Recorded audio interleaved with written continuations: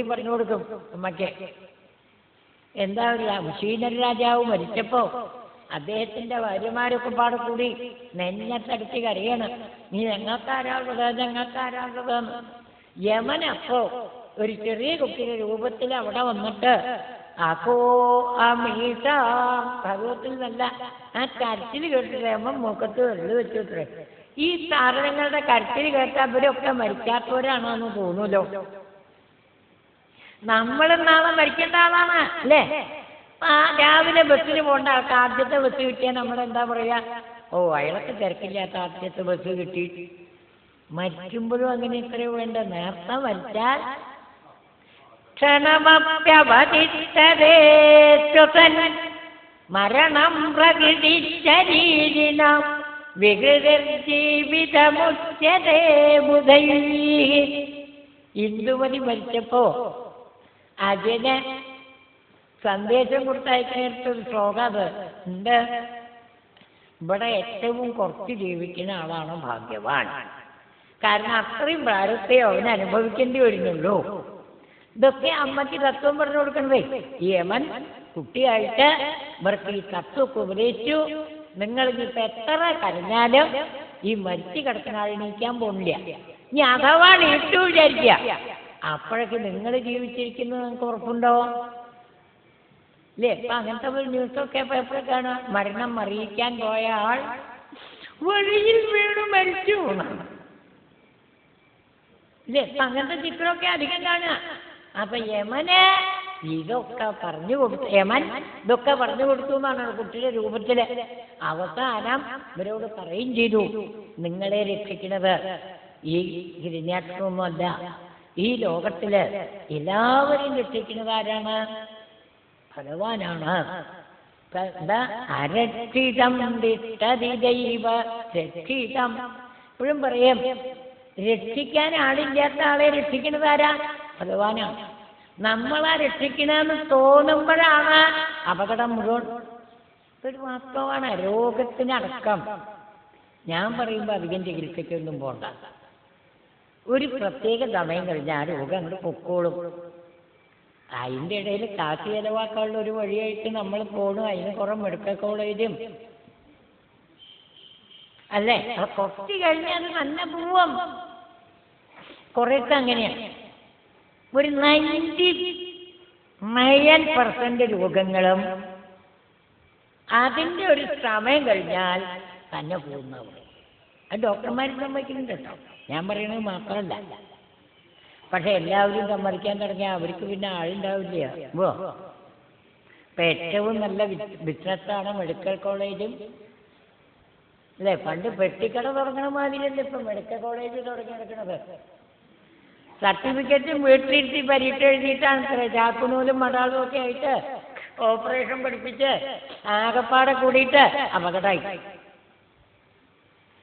അപ്പൊ എപ്പോഴും ഇവിടെ ആ തത്വം പറഞ്ഞു കൊടുക്കലാണ്. എന്താ രക്ഷിക്കുന്നത് ആരാറിയോ? ഭഗവാനാണ്. ഇപ്പൊ കാട്ടിലായാലും ഇപ്പൊ നമ്മൾ നോക്കിക്കോളൂ, ആ റെയിൽവേ സ്റ്റേഷൻ്റെ അവിടെയൊക്കെ പോയാലേ നല്ല ഗുണ്ടൂസ് കുട്ടികളുണ്ടാവും. ഈ വഴിയിൽ അവിടെയും ഇവിടെയും കിടക്കുന്ന അതിന് ജലദോഷമില്ല, പനിയില്ല. ഇപ്പൊ എന്ത് പനിയാ, എന്ത് ഫ്ലൂ?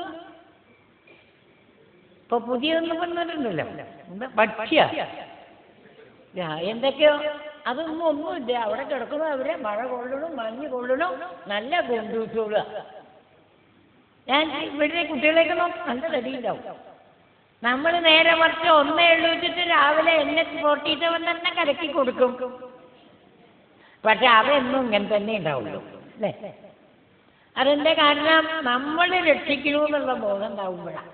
എല്ലാം രക്ഷിക്കുന്നത് ആരാ? ഭഗവാനാണ്. അതാണ് അരക്ഷിതം രക്ഷതി. അരക്ഷിതം അതന്നെ രക്ഷിക്കാൻ ആളില്ലാത്ത രക്ഷിക്കുന്നത് ആരാറിയോ? ഭഗവാനാണ്. നേരെ മറിച്ച് നമ്മളെ വികേഷിതം വികതം വിനശ്യതി. ഞാൻ നോക്കി നടക്കണമെന്നും പറഞ്ഞ് വീട്ടിലങ്ങളെ ഉണ്ടെങ്കിൽ അത് ആവശ്യത്തിന് കിട്ടിയില്ലാതും വരും. നേരെ മറിച്ച് ഭഗവാൻ തരുന്നതോ അത് എന്നും ഉണ്ടാവും.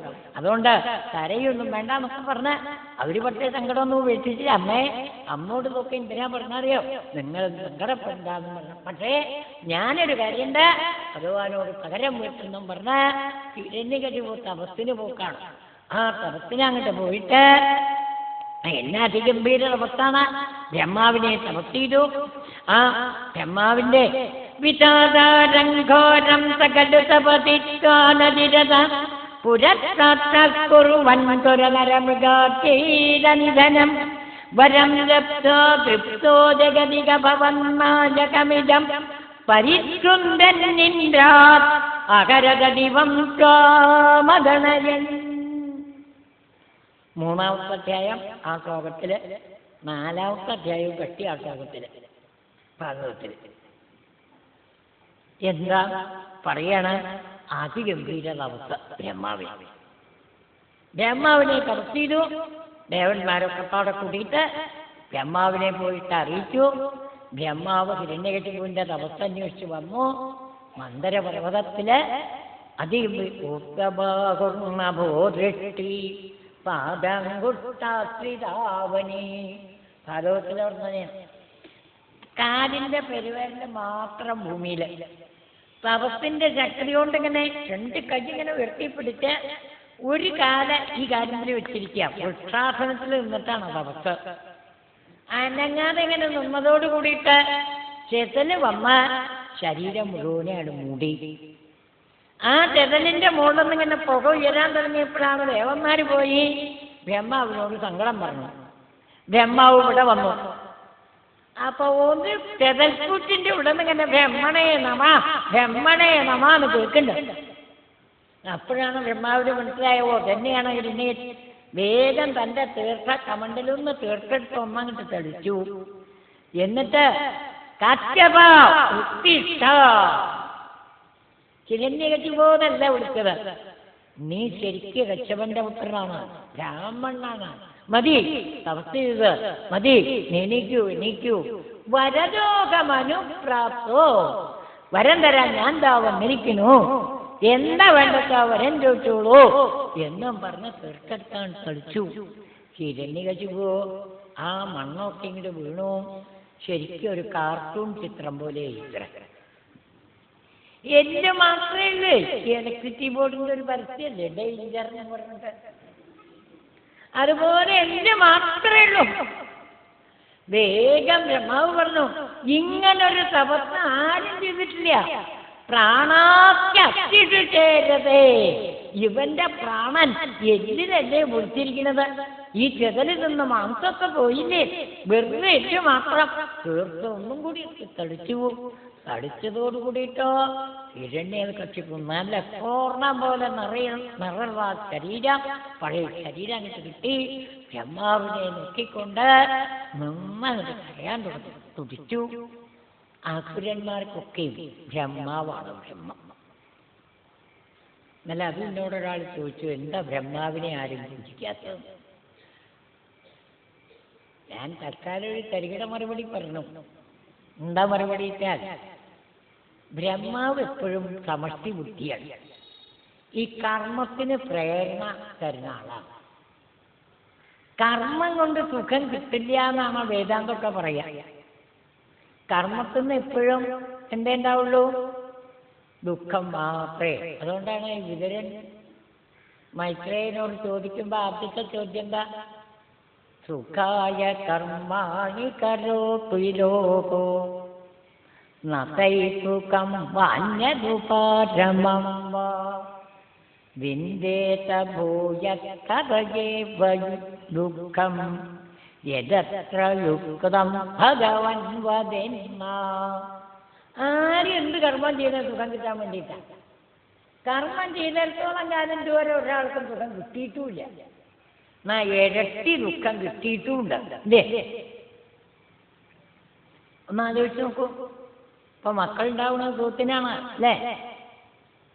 എല്ലാവരും എന്നോട് ഒരു വാര്യർ പറഞ്ഞതാണ്, എടപ്പാളിൻ്റെ അടുത്തുള്ള വാര്യ. അദ്ദേഹം സ്കൂൾ മാനേജരും കേമനായിരുന്നു. ഒരു മകൻ സ്വിറ്റ്സർലൻഡിൽ പോയിട്ട് എപ്പം മരിച്ചുള്ളൂ, 95 വയസ്സ് വരെയിട്ടെ. മൂപ്പരോ അദ്ദേഹത്തിൻ്റെ വീട്ടിലേക്ക് എന്നെ കൂട്ടി കൊണ്ടുപോയി. വലിയ വീടൊക്കെയാണ്. മൂപ്പരൊറ്റയ്ക്കേ ഉള്ളൂ. ഒരു പണിക്കാരത്തി വരും രാവിലെ കാപ്പി വെക്കാൻ, രാത്രിയും കൂടി ഒരാൾ. സാരൂടി എന്താ ജീവിതം എന്ന് എപ്പോഴാണ് മനസ്സിലാവുന്നത്? 95 വയസ്സാവുമ്പോഴേ.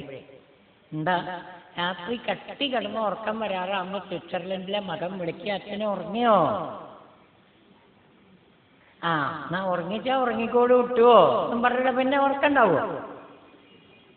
രാവിലെ അവിടെ വരും. ആദ്യം ഞാൻ കിടക്കണ വാതിലൊന്ന് തുറന്നു നോക്കും, എന്താ ആള് പോയില്ലോന്ന്, എന്നിട്ടേ കാപ്പി വെക്കാൻ പോകുള്ളൂ. അപ്പൊ ഈ ലോകം ചെല്ലിയപ്പോ മൂപ്പര് പറഞ്ഞോട് എന്താ ഒന്ന് വാസ്തവാണ്, എന്ത് കർമ്മം ചെയ്താലും ജീവൻ എന്താ കിട്ടാൻ പോണത്? ദുഃഖം മാത്രമേ കിട്ടണം അല്ലേ? നമ്മൾ വലിയ വീടുണ്ടാക്കി, എന്നോടൊരു വായനക്കാരൻ എന്നോട് പറഞ്ഞത് അത് വായനക്കിരിക്കുമ്പോൾ മൂപ്പർക്ക് വലിയ സമാധാനമില്ല. എന്താ ചോദിച്ചു, പെയിന്റുകാരുണ്ട് വീട്ടിൻ്റെ അകത്തേക്ക് കയറിയിട്ട് ഒരാഴ്ച കൊണ്ടെങ്കിലും അവന്മാരെ അവിടെ നിന്ന് ഒന്ന് ഇറങ്ങിപ്പോണം എന്നാ വിചാരം എന്നാണ്. എന്താ പെയിന്റ് അടിക്കാനേ. അപ്പൊ ഇങ്ങനെ നോക്കിയാൽ ഏതൊന്നും കിട്ടുന്നതല്ല, ഇരട്ടി ദുഃഖാണ്. അപ്പൊ ഇവിടെ പറയണ ഇത് അറിഞ്ഞു ബ്രഹ്മാവിനോട് ഈ അസുരന്മാരൊക്കെ ഈ കർമ്മത്തിലാണ് അവർക്ക് അധികം താല്പര്യം ഉണ്ടാവുക. അതുകൊണ്ടാണ് ബ്രഹ്മാവിനെ പൂജിക്കാത്തത്. ഞാൻ അതും പറഞ്ഞിട്ടാണല്ലോ, അതാണ് ബ്രഹ്മാവിനെ പൂജിക്കേണ്ടെന്ന് വെച്ചാൽ. കാരണം കർമ്മം കൊണ്ട് എപ്പോഴും ബന്ധനേ ഉണ്ടാവുള്ളൂ. നേരെ മറിച്ച് കർമ്മം നിസ്സംഗമായിട്ടാണെങ്കിൽ അത് ബന്ധനത്തിൽ നിന്ന് മുക്തനാക്കും ചെയ്യും. ഇപ്പൊ എന്തായാലും ഇവിടെ ആ ഹിരണ്യകശിപുവിനെ തുതിച്ച് ഹിരണ്യകശിപു പറഞ്ഞു, അങ്ങ് വരം തരാൻ വന്നതാണോ എന്നൊക്കെ പറഞ്ഞു. എനിക്ക് വരമൊന്നും വേണ്ട, അങ്ങയുടെ ദർശനത്തിന് വേണ്ടിയാ തപസ് ചെയ്തത്. ഞങ്ങൾക്ക് വരം തരികയാണെങ്കിൽ എനിക്ക് ചില കാര്യങ്ങൾ മരിക്കാണ്ടിരിക്കാൻ മോഹം ഉണ്ടായിട്ടല്ല, മരണം നടക്കുകയാണ് വെച്ചാൽ അങ്ങടെ സൃഷ്ടിപ്പെട്ട ആരും എന്നെ വധിക്കരുത്. ആദ്യത്തെ വരം. രണ്ടാമത്തെ വരം, അകത്തോ പുറത്തോ വെച്ച് എന്നെ വധിക്കരുത്. മൂന്നാമത്തെ വരം, രാത്രിയോ പകലോ വധിക്കരുത്. പിന്നെയും കുറച്ചും കൂടി വരങ്ങളാ. ഈ മൂന്ന് കാര്യം കിട്ടിയാൽ തന്നെ പിന്നെ മരണമില്ല. എന്താ കാരണം? താത്വികമായിട്ട് നോക്കുമ്പോൾ ഈ ലോകത്തില് ഏത് കാര്യത്തിനും ദേശം, കാലം, കർത്താവ്, മൂന്ന് കാര്യം ഉണ്ടാവും. ഇപ്പൊ സപ്താഹം നടത്തുകയാണ്, ആദ്യം നമ്മളെ എവിടെയാന്നാ ചോദിക്കുക അല്ലേ? അകം പുറം എന്ന് പറഞ്ഞാൽ എന്താ?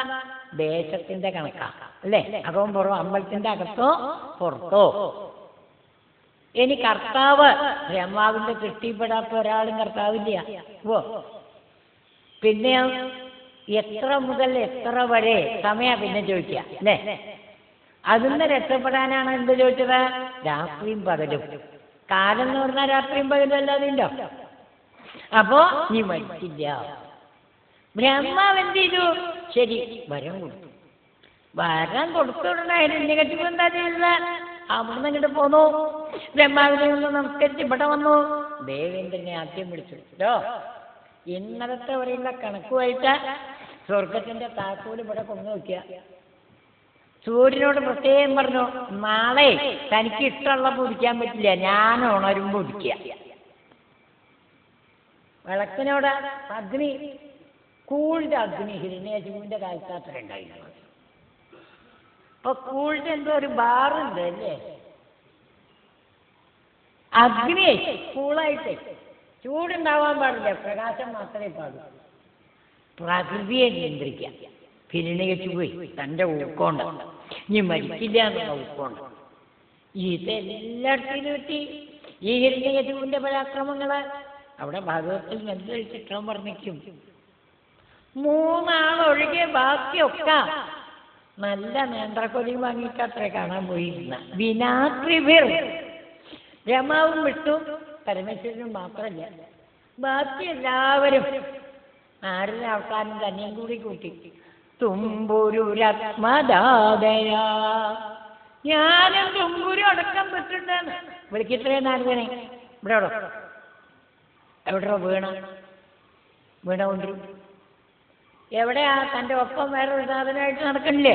അതാ തുമ്പുരുവിനെയും വിളിച്ചു. എന്നെ പറ്റി 2 കീർത്തനം. ആരുടെ മുഖത്തേക്ക് ഇങ്ങനെ നോക്കത്രേ, എന്താ പാട്?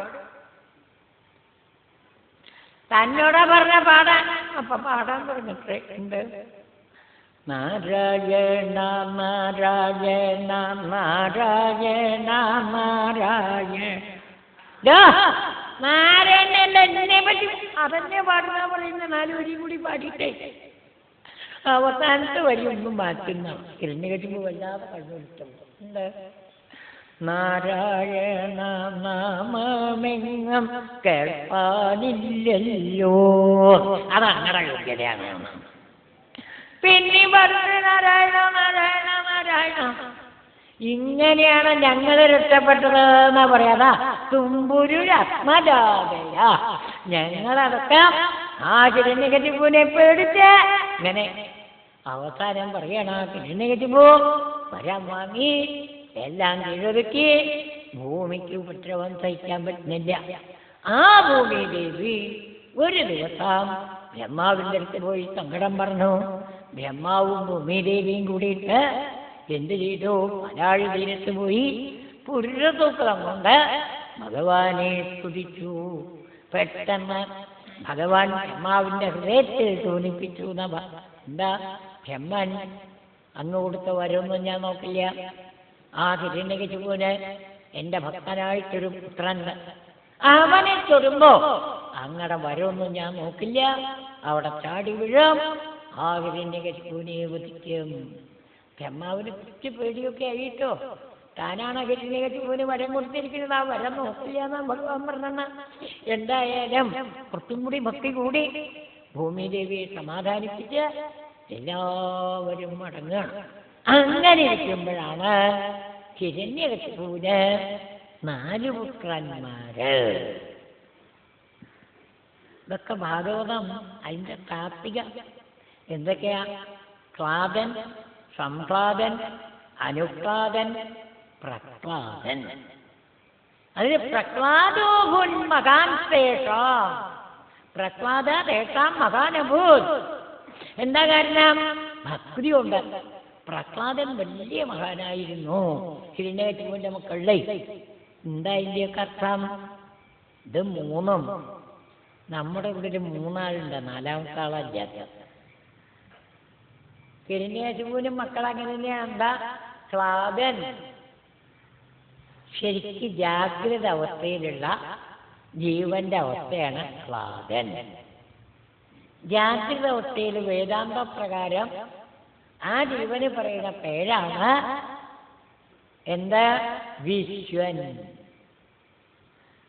വിശ്വൻ എന്ന് പറഞ്ഞാൽ എന്താ? ഒന്നിരിക്കുമ്പോ എല്ലാ അനുഭവങ്ങളും നമുക്കുണ്ടാവും അല്ലേ? ഇന്ദ്രിയങ്ങളൊക്കെ ഇങ്ങനെ എവിടെയെത്തും. എന്ത് ശബ്ദം കേട്ടാലും എന്ത് കണ്ടാലും പ്രതികരിക്കാനും ഇതൊക്കെ ഉണ്ടാവും. അതാണ് ക്ലാദ്. അപ്പൊ പ്രപഞ്ച അനുഭവം അനുഭവിച്ചുകൊണ്ടിരിക്കുന്ന ജാഗ്രത അവസ്ഥയിലെ ജീവനാണ് ക്ലാദൻ. ഇതെല്ലാ ഹിരണ്യകശിപുകൾക്കുണ്ട്, നമ്മുടെ ഉള്ളിലൊക്കെ ഉണ്ട്. 2ാമത്തെ ജീവനാണ് സംക്ലാദൻ. എന്താ ജീവന്റെ 2ാമത്തെ അവസ്ഥ? വേദാന്തത്തിലെ 2ാമത്തെ അവസ്ഥ ഏതാ വരിക?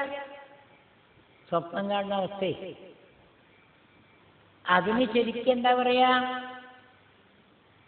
വിശ്വൻ. 2ാമത്തേന്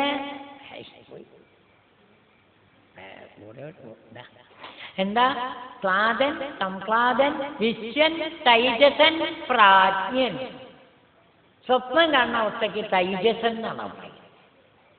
എന്താ തൈജസൻ? ഊക്ക് കൂടും. സ്വപ്നം കാണുമ്പോൾ നിങ്ങൾക്ക് ദുബായി പോകാൻ പാസ്പോർട്ടൊന്നും വേണ്ട, വേണോ? പോയാൾ എത്ര വേഗം കിടന്നുറങ്ങുമ്പോഴേക്കും ദുബായി പോയി വരുമല്ലോ അല്ലേ? എത്ര വേഗം എത്തുന്നതൊന്ന് ആലോചിച്ച് നോക്കൂ.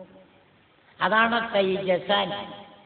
അതുകൊണ്ട് ആ മൂപ്പരുടെ പേരാണ് സംക്ലാദൻ. അതിൽ ഇംഗ്ലീഷിൽ അർത്ഥം എടുക്കുക നല്ലത്, SOME. എന്റെ കാരണം കുറച്ച് നേരം ആ സുഖമായാലും ദുഃഖമായാലും. ഇപ്പൊ സ്വപ്നത്തില് ആ മരത്തിന്റെ മുകളിൽ നിന്ന് വീണു എന്നും പറഞ്ഞ ആസ്പത്രിക്കൊന്നും ആരും പോയിട്ടില്ല. അപ്പോ പക്ഷെ ആ സമയത്ത് വേദന അനുഭവിക്കലും കരയിലും ഒക്കെ ഉണ്ടായിട്ടുണ്ടാവും. കഴിഞ്ഞു സമ്യക്ക് എന്നുള്ളതില് അങ്ങനെയാണ് അർത്ഥം. എന്താ വെച്ചാൽ ആ സമയത്ത് അത് വാക്കുവാണോന്നും പറഞ്ഞാൽ വേണ്ട പോലെ സന്തോഷിക്കുകയും ചെയ്യും, അതുപോലെ ദുഃഖിക്കുകയും ചെയ്യും അല്ലേ? രാവിലെ ഏതെങ്കിലും പാർട്ടിക്ക് പോയി എന്നൊക്കെ സ്വപ്നം കണ്ടിട്ട് നേരിട്ടിട്ട് ടിഫിൻ വേണ്ടാട്ടോ 4 മണിക്ക് ഒരു സ്വപ്നത്തിൽ എന്തായിരുന്നു പാർട്ടി അറിയോ? ഒറ്റ കുട്ടി ദേ വരാൻ ഔട്ട് ചെയ്തിട്ടില്ല. അപ്പോ എന്താ കാരണം? അപ്പൊ അനുഭവം സത്യാണെന്ന് തോന്നിച്ചാലും ഉണർന്നപ്പോ തോന്നി അസത്യാണ്. അതാണ് സംപ്ലാതൻ. അതിന് തൈജസൻ എന്നാണ് പേര്. അതിനൊക്കെ വേദാന്തം പറയുമ്പോ ഈ കോശങ്ങളെ ജീവന്റെ അവസ്ഥ പ്രാണമയ കോശം, മനോമയ കോശം, ബുദ്ധിമയ കോശം, ആനന്ദമയ വിജ്ഞാനമയ കോശം, ആനന്ദമയ കോശം 5 അറയിലാണെന്ന് പറയും. കോശം എന്ന് പറഞ്ഞാൽ അറാസലിനർത്ഥം. ജീവൻ എപ്പോഴും വ്യവഹരിക്കുമ്പോൾ ഈ പ്രാണമയ കോശവും മനോമയ കോശവും കൂടിയിട്ട് പുറമെ ഇറങ്ങുമ്പോഴാണ് ബുദ്ധിമയ കോശത്തോടു കൂടി പുറമെ ഇറങ്ങുമ്പോഴാണ് പ്രപഞ്ചം സത്യമാണെന്ന് തോന്നുന്നത്. ബുദ്ധി മനസ്സും പ്രാണനും. സ്വപ്നത്തില് ഈ ബുദ്ധി എന്ത് ചെയ്യും? മനസ്സ് ബുദ്ധി മാത്രമേ ഉള്ളൂ, പുറമേക്കുള്ള പോക്കില്ല. അന്നമയ കോശം അതാണ്. അന്നമയ കോശം എന്ന് പറഞ്ഞാൽ ഈ ശരീരത്തിനെ വിട്ടിട്ട് പ്രാണനും മനസ്സും ബുദ്ധി മാത്രമാവും. അപ്പോഴാണ് സ്വപ്നം. അതുകൊണ്ടാണ് സ്വപ്നത്തിലെ അനുഭവങ്ങളൊന്നും ശരീരത്തിൽ കാണാത്തത്. ജാഗ്രതത്തിലെ അനുഭവങ്ങളൊക്കെ കാണും ചെയ്യും. ഇനി ഉറക്കം, അതിന്റെ പേരാണ് അനുക്ലാദൻ. എന്താ അർത്ഥം? അനു എന്ന് പറഞ്ഞാൽ പിന്നില്. നമ്മളിപ്പോ കുട്ടികളെ പിടിക്കലല്ലേ, എന്ത് വേണ്ടാത്ത പേരൊക്കെ ഇട്ട് അനൂപ്പ് എന്നൊക്കെ പേരിടും അല്ലേ? എന്നിട്ട് അനു എന്ന് വിളിച്ചാൽ അത് എപ്പോഴും പിന്നിലേ ആവുള്ളൂ കേട്ടോ. അതുകൊണ്ട് അത് വിളിക്കണ്ട. എന്താ അനു എന്ന് പറഞ്ഞാൽ പിന്നിൽ പോയി പിടിക്കുക, അനുഗ്രഹം. ഇതാണ് അനുക്ലാദൻ. പിന്നിലാണ് സന്തോഷം. എപ്പോ? ഉറങ്ങിക്കഴിഞ്ഞാൽ ഉണരുമ്പോഴാണ് ഉറക്കം നന്നായി എന്നുള്ള അഭിപ്രായം പറയാം അല്ലേ? ആരെങ്കിലും ഉറക്കത്തിന്റെ ഇടയിൽ ഞാൻ നന്നായി ഉറങ്ങണമെന്ന് പറയുന്നുണ്ടോ? ഒറ്റ കുട്ടി പറയുന്നില്ല. ഉണർന്നാലോ ഉറക്കം സുഖമായിട്ടോ. അതാണ് സുഷുപ്തി അവസ്ഥ. ആ ജീവനുള്ള പേരാണ് അനുക്ലാദൻ. ഇനി 4ാമത്തെ പേര് തുരീയാവസ്ഥയിൽ ആത്മാനന്ദം അനുഭവിച്ചുകൊണ്ടിരിക്കുന്നു. അതാണ് തുരീയൻ. അത് പ്രസാദൻ. അപ്പോഴേ ആനന്ദം കിട്ടാൻ പോലുള്ളൂ. ശരീരം മറക്കണം. അതാണ് പ്രസാദൻ. ശരീരം മറക്കാൻ സാധാരണക്കാരനുള്ള ആദ്യത്തെ വിദ്യ എന്താ? ഭക്തി. അതാണ് ആ പ്രഹ്ലാദന്റെ ഭക്തിയെ പറ്റി ഒന്നങ്ങോട്ട് വർണ്ണിക്കുകയാണ്. എന്താ കാരണം? ഏത് സമയത്തും ആ പ്രഹ്ലാദൻ എങ്ങനെയാണ് ഇവിടെ നികന്തും സംഭൂയത്തവ പദമവപ്തര്യചരിപോർഭഗർഹൃട്ടേരന്തർദരിതഹൃദയേ സൂക്ഷ്മവപുഷാ നദന്യുച്ചൈത്തത്രാപ്യഖില ഭുവനന്ദേ ച മൃഗയൻ ഭിയായാസം മധ്വാ സകരുതിരകാതീനി വവൃതേ തതോച്യപ്രക്താദത്തമജനിസുതോ ഗർഭവസതോ മുനിർവീണാപാണേ അധികതപവൽ ഭക്തിമഹിമാ സവൈജാത്യാദിത്യശിശിരവിതമിത്യട്ടുയിരതിം ഗതസ്വത്ഭക്താനം വരദ പരമോദാകരണതാം. ഗുരുവായൂരപ്പ, അങ്ങടെ ഭക്തന്മാരില് ഏറ്റവും വലിയ കാരനായിട്ട് ആ പ്രഹ്ലാദൻ മാറിയില്ലേന്ന് കേൾക്കണം. എന്താ ആ അത്രയും വലിയ ഭക്തൻ? അസുരന്മാരോടൊരു ഹാസ്യം, നേരെ മറിച്ച് ഭഗവാന്റെ പാദപത്മങ്ങളുടെ ദാസ്യം, അതൊക്കെ മേപ്പത്ത് വരുന്ന സുരാജീനാം ഹാസ്യം നവചരണ ദാസ്യം നിജത്തെ. എത്ര നല്ല നല്ല പ്രയോഗങ്ങളാണ് ആ പ്രഹ്ലാദന്റെ ഭഗവത്കരണ ദാസ്യവും അസുരന്മാരോടുള്ള ഹാസ്യവും. അതൊക്കെ കണ്ടിട്ട് ഹിരണ്യകശിപ പ്രഹ്ലാദനെ നേരെയാക്കണം എന്ന് വിചാരിച്ചിട്ട് ചണ്ടാമർക്കന്മാരുടെ ഗുരുകുലത്തിലായിരിക്കണം. ആ ഗുരുകുലത്തിലായിട്ടോ ഗുരുപ്രോക്തഞ്ചാതാവിധമിതമഭദ്രായമിത്യപാകുർവൻ സർവം തപചരണ ഭക്തിവ വെറുതെ. ഭഗവൻ സർവം അപാകുർവൻ. എന്റെ ഇതം അസം അഭദ്രായ, അസൗ ഇതം ഇതം അഭദ്രായ.